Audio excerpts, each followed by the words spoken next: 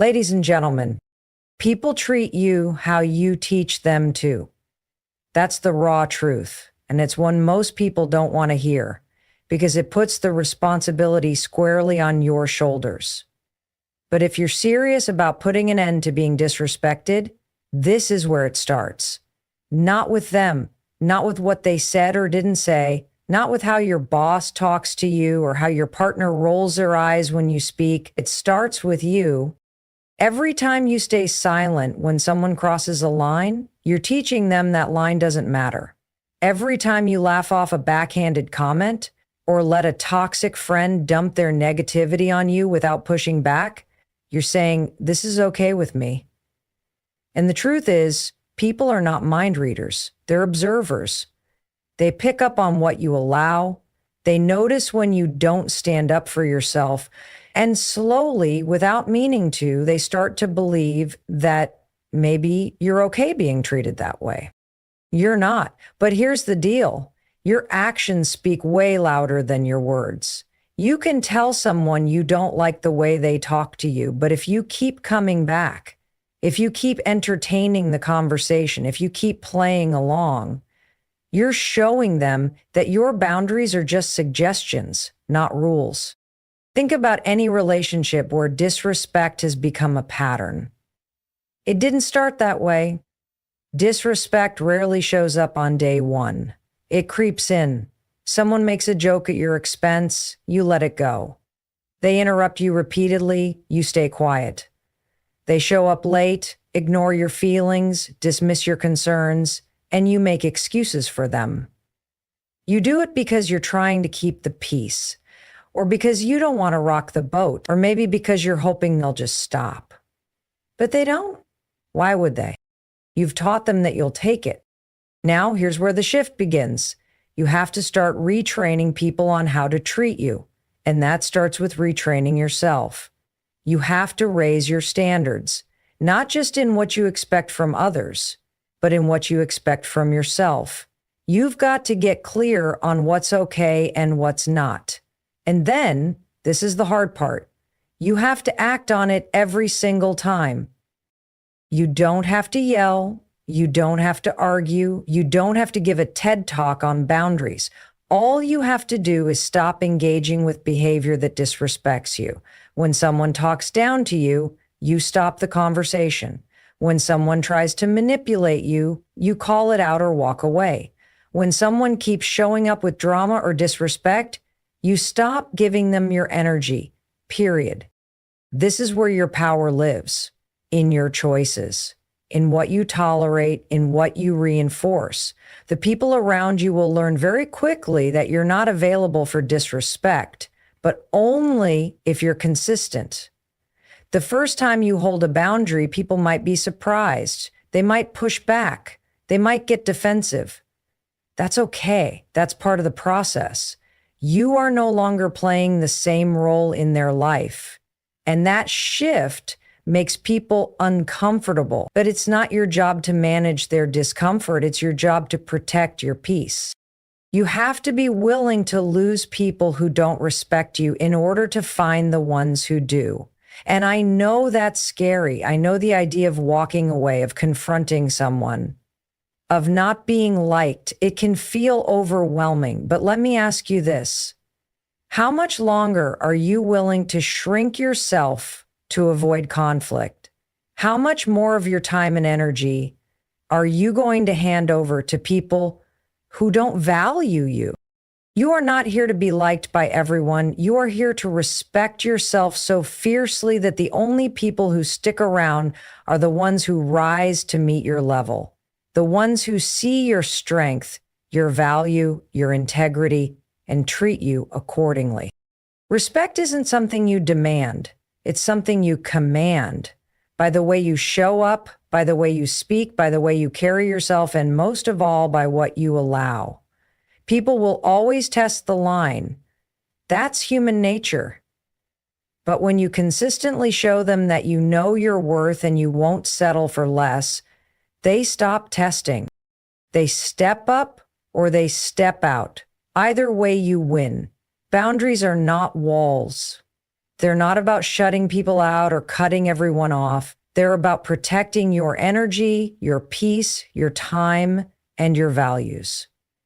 They are the rules you set for how people are allowed to treat you, speak to you, and interact with you, and you are the only one responsible for enforcing them. Think of boundaries like doors with locks. Not everyone gets to walk in. Not everyone gets access to your inner world, your thoughts, your time, or your emotions. And just like with a locked door, you decide who gets a key. But too many of us leave that door wide open, hoping people will be respectful, hoping they'll just know what's okay and what's not. That's not how this works. No one knows where your boundaries are unless you clearly set them, and even then, they'll test them. Not because they're bad people, but because human beings are wired to push limits. That's why your job is not just to draw the line, but to hold the line every time. The problem is many people confuse boundaries with rejection. They think saying no is rude, that distancing themselves from negative influences is selfish, that speaking up for their needs makes them difficult. But setting a boundary is none of those things. It's an act of self-respect. It's saying, this is who I am, this is what matters to me, and this is how I expect to be treated. It's not about controlling others. It's about controlling your space. And here's something people don't tell you. People who benefit from your lack of boundaries are the ones who will resist them the most. They'll call you too sensitive, or say you've changed. Of course you have. You've decided you're no longer available for disrespect, manipulation, or one-sided relationships. That's growth. And growth is uncomfortable, not just for you, but for the people who have gotten used to the old version of you. Let them be uncomfortable. That's not your job to fix. Now let's talk about what healthy boundaries actually look like. A boundary can be as simple as deciding not to answer work emails after 7 p.m. It can be choosing not to engage in conversations that drain you or make you feel small. It can be saying no to events you don't want to attend or cutting off contact with people who are emotionally abusive. These aren't dramatic moves. These are necessary ones, because every time you reinforce a boundary, you're telling the world, I value myself. And listen, this doesn't mean you have to be cold, distant, or confrontational. In fact, the most effective boundaries are clear and kind. You can say, I'm not comfortable with that, or I don't have the capacity for this conversation right now. You don't need a long explanation. You don't owe anyone a justification. A boundary is a complete sentence. You don't need to argue. You don't need to convince. You just need to be firm. What makes boundaries hard is not setting them. It's dealing with the reaction when you do. People might guilt trip you. They might say you're overreacting. But here's the truth. Their reaction is not your responsibility. Your responsibility is to take care of yourself, to protect your peace, and to make sure that the relationships in your life are built on mutual respect, not obligation, guilt, or fear. The people who truly respect you, they will honor your boundaries. They may not get it right immediately, but they'll listen, they'll adjust, they'll care enough to meet you where you are. And the ones who don't, let them go. You're not here to make everyone comfortable. You're here to live a life that's aligned with who you really are. When you start setting boundaries, something powerful happens. You stop chasing validation.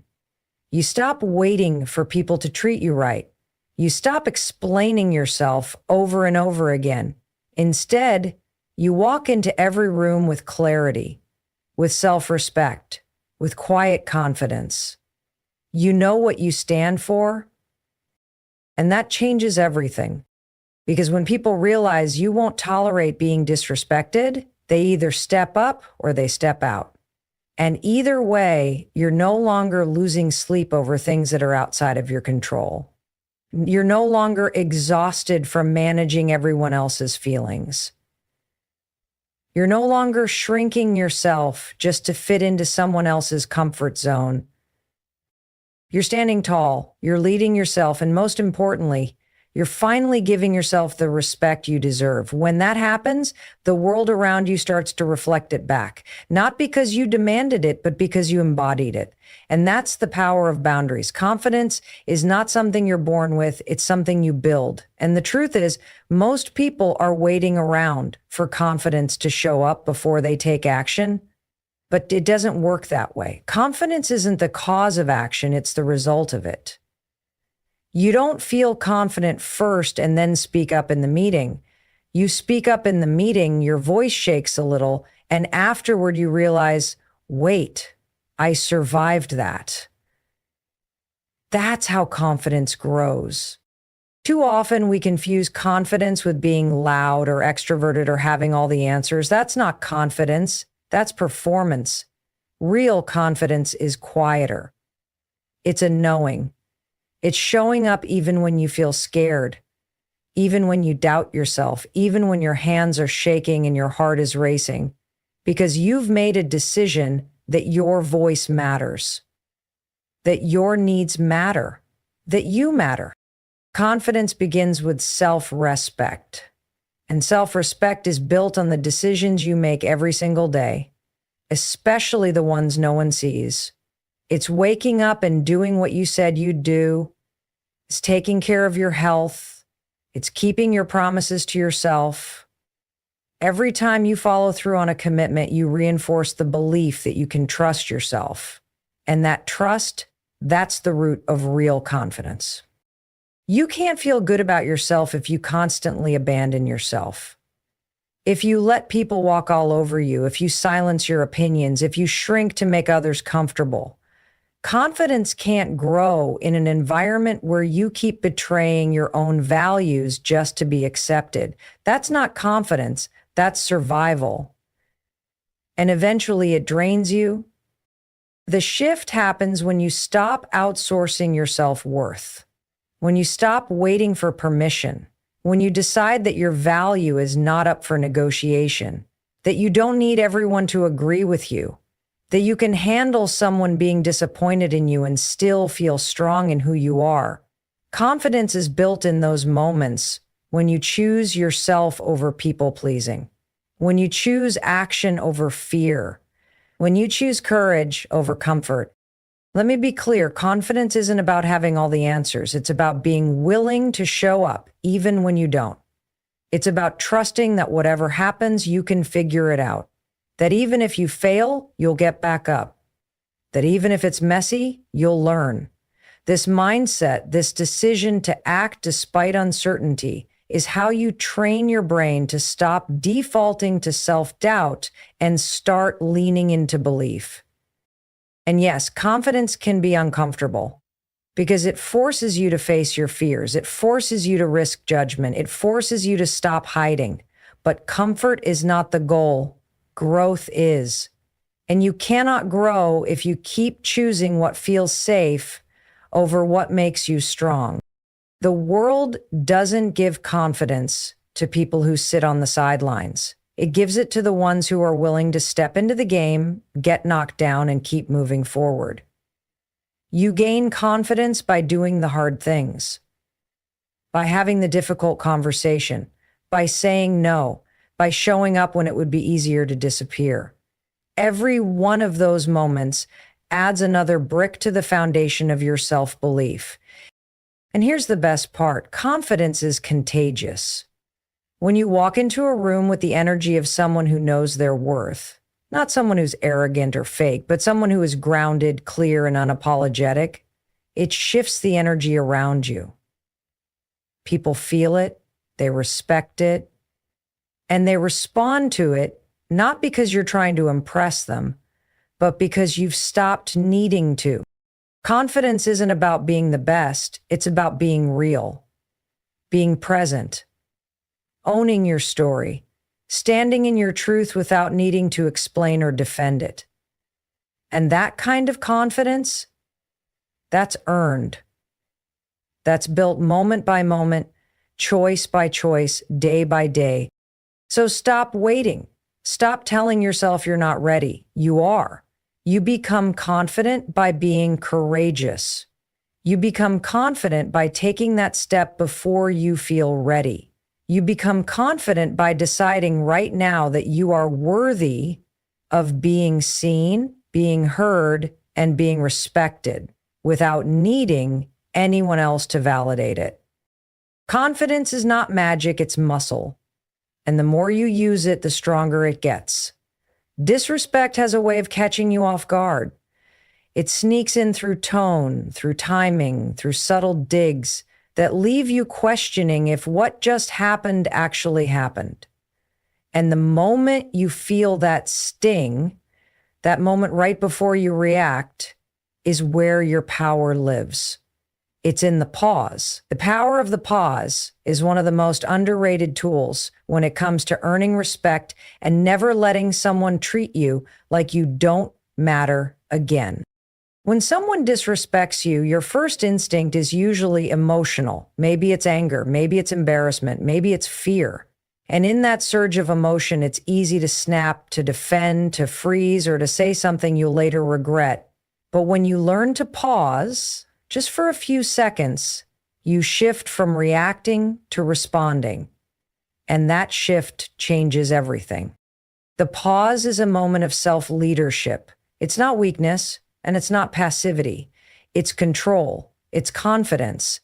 It says, I'm in charge of how I handle this. And when you stop reacting impulsively to every rude comment or triggering situation, you stop giving your power away. You stop letting other people dictate the energy you bring to a room. Let's get practical. Say someone interrupts you in a meeting. Again, you feel your heart rate spike, your face flushes, you want to snap. Instead, pause, breathe, give yourself just a beat, and then say calmly, I wasn't finished speaking. That moment of pause gave you time to gather yourself, to speak with clarity, and to model the kind of presence that commands respect. Now, this takes practice because we live in a world that pushes us to respond instantly. Social media, emails, text messages, everything moves fast. But just because someone demands your attention doesn't mean they deserve your immediate reaction. The more you train yourself to pause, the more thoughtful your responses become. You stop living on emotional autopilot and start showing up with intention. And the beauty of the pause is that it works in every situation. Conflict with a friend, pause before you lash out. Criticism from your boss, pause before you internalize it. Passive-aggressive comment from a family member, pause before you take the bait. That space gives you room to decide, what do I stand for? How do I want to handle this? What version of myself do I want to show up as right now? This isn't about being fake, it's about being effective. It's about choosing the response that reflects your strength instead of your wounds. Because let's be honest, most people who disrespect you are dealing with their own insecurities, their own power struggles, their own mess. When you pause, you give yourself the gift of not making their behavior about you. And that pause also teaches others something critical, that you are not easily shaken, that you're not going to be pulled into drama or made to feel small or react emotionally just because someone else is out of control. People respect what they can't predict, and when you pause, they notice. They may not say it out loud, but they feel it. You've just shown them that you're grounded, that you don't need to shout to be heard, that your silence is not weakness, it's presence.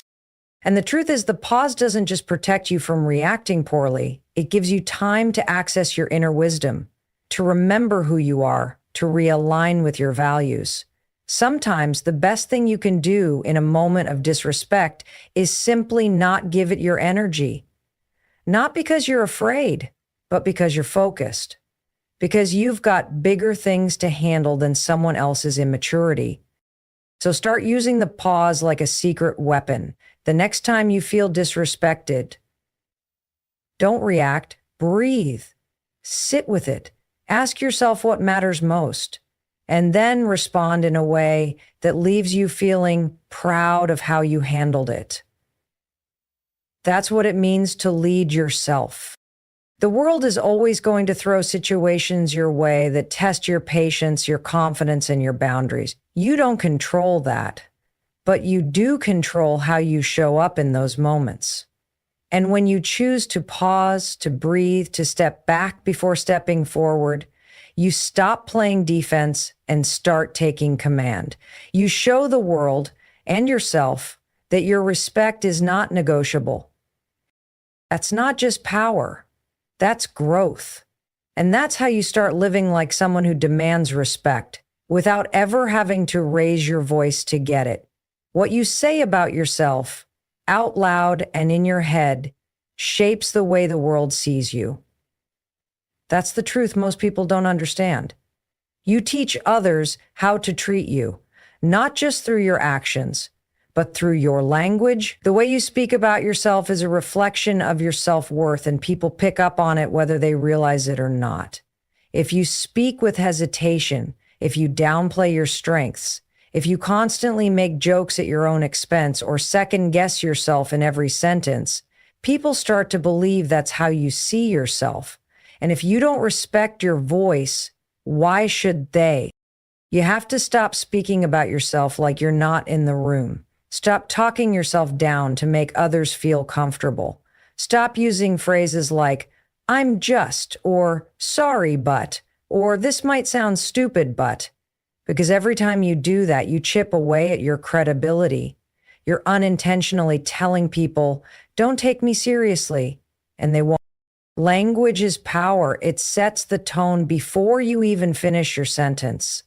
If you speak with uncertainty, you'll be treated with uncertainty. But if you speak with conviction, even if your voice shakes, you send a signal that you believe in what you're saying, that you believe in yourself. And that belief, that's contagious. Think about the people you admire, the ones who command attention when they speak.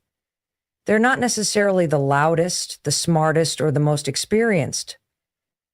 What they have is clarity, certainty. They speak as though their words matter, because to them they do. And that's where it begins for you, too. Your words have to matter to you first. Start by paying attention to the language you use every single day. When someone gives you a compliment, do you dismiss it? Do you say, oh, it was nothing, or I got lucky? That might feel humble, but it's actually a missed opportunity to affirm your own value. A simple thank you, I worked hard on it, carries a completely different energy. You're not bragging, you're owning your effort. Or when you're in a room and asked for your opinion, do you downplay it? Do you say things like, this might not make sense, but, or I'm probably wrong, but. That kind of language trains people to ignore you. It tells them not to listen. Instead, speak directly. Here's what I think, or this is what I've noticed. Stand by your insight. Your words deserve to take up space. But it goes deeper than just what you say to others. It's about what you say to yourself. The conversations in your mind shape the way you carry yourself.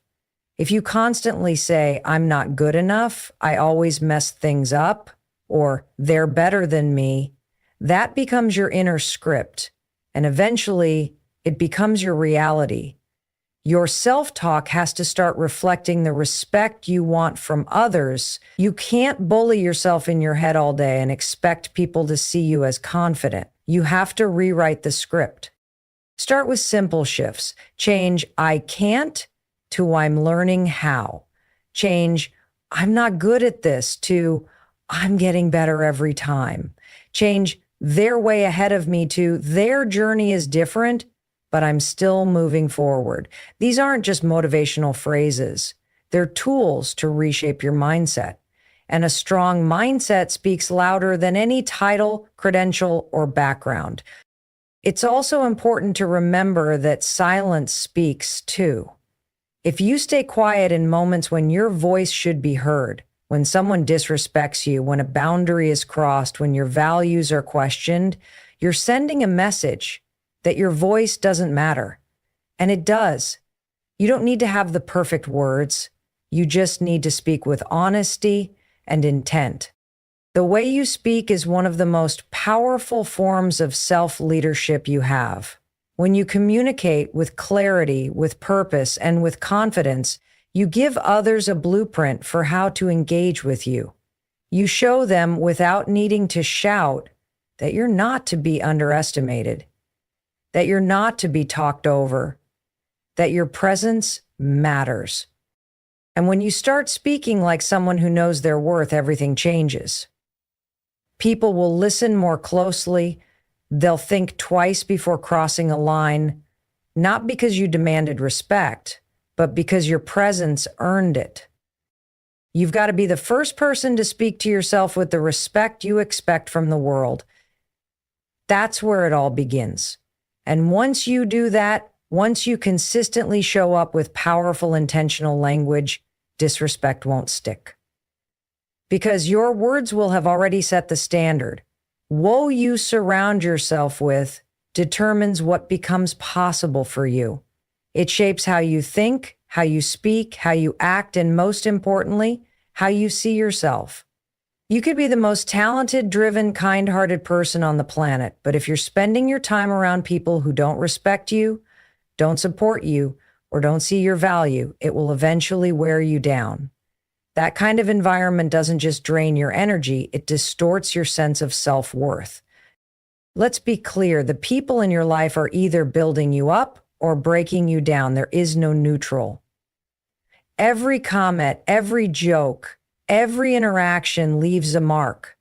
The question is, are they planting seeds of self-belief, or are they slowly chipping away at your confidence?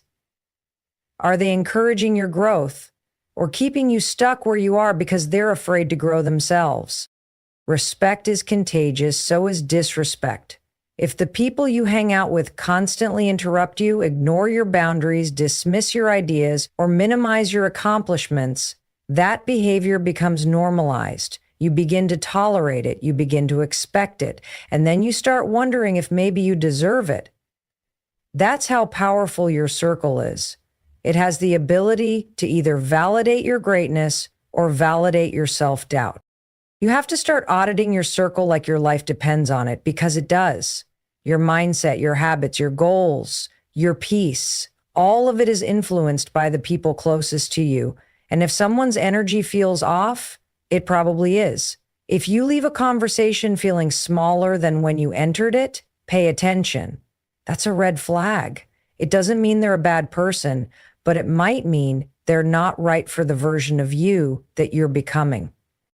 Now, this doesn't mean you go out and cut everyone off. This is about boundaries, not abandonment. But it does mean you start being intentional. You start choosing who gets access to your time, your energy, your heart. You stop chasing people who make you question your worth. You stop pouring into relationships that never pour back. And you stop confusing history with compatibility. Just because someone's been in your life for a long time doesn't mean they belong in your future. And here's something powerful. When you level up your environment, you level up your identity. When you're around people who are confident, kind, focused, and respectful, you start rising to that standard. You start seeing what's possible. You start acting like someone who deserves to be in rooms where respect isn't earned by shouting, but by showing up with clarity and purpose. You begin to mirror the energy you're surrounded by. This is why finding your people matters. The ones who challenge you without belittling you, the ones who hold you accountable without tearing you down, the ones who listen when you speak and believe in your vision even when it's still messy. Those people don't just make life better, they make you better. And sometimes you won't find them until you've cleared space by walking away from the ones who no longer align with who you're becoming. Letting go of toxic or one-sided relationships isn't easy, but what's harder is staying in them and slowly losing yourself in the process. You deserve to be around people who see you clearly, who celebrate your growth, who hold your name with respect even when you're not in the room. You deserve to be in spaces where you don't have to shrink to fit in. And here's the truth. When you finally draw that line, when you start protecting your space and surrounding yourself with people who elevate you, everything changes. Your standards rise, your energy improves, your confidence grows. And suddenly, disrespect can't find a place to land. Not because it no longer exists in the world, but because it no longer belongs in yours. Choose your circle like your future depends on it, because it does. Your potential is too important to waste on people who can't see it, respect it, or support it. You are not too much. You are not asking for too much. You've just been around people who expected too little. Surround yourself with those who remind you of your power, not those who cause you to forget it. That shift alone will eliminate half the disrespect you've ever experienced. And from there, you'll no longer need to demand respect. It will already be the atmosphere you breathe. Respect isn't just about how others treat you. It's about the energy you carry into every room, every conversation, every decision, and nothing strengthens that energy more than living by clear personal standards. Standards are not rules you place on others. They're the boundaries and expectations you hold for yourself. They define how you show up, how you allow others to engage with you, and what kind of behavior you are and are not willing to tolerate. When you live with strong standards, you don't need to demand respect. People feel it. They sense that you carry yourself differently and they adjust accordingly. Think of standards as your internal compass.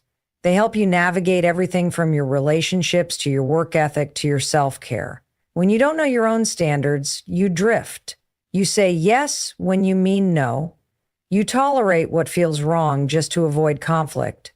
You let things slide until resentment builds, and eventually, you lose touch with your own sense of value. You start accepting crumbs and calling it a meal because you forgot what you truly deserve. But the moment you decide to raise your standards, everything begins to shift. You start showing up for yourself in new ways. You stop over-explaining. You stop compromising on things that really matter. You stop making room for people who only bring chaos, drama, or doubt into your space. And instead, you start creating a life where your peace is protected, your time is respected, and your worth is non-negotiable. This doesn't happen overnight. Raising your standards is uncomfortable at first. Why? Because it disrupts patterns. Maybe you were raised in a home where speaking up was seen as disrespectful. Or you were in relationships where your needs were ignored. Or you worked in environments where burnout was praised and boundaries were punished. So when you start saying, "That's not okay with me," it feels foreign. It feels risky, but it's necessary because you cannot grow into your fullest self in an environment where your standards are constantly being compromised. Let's get real. Your standards show up in your habits, in whether or not you follow through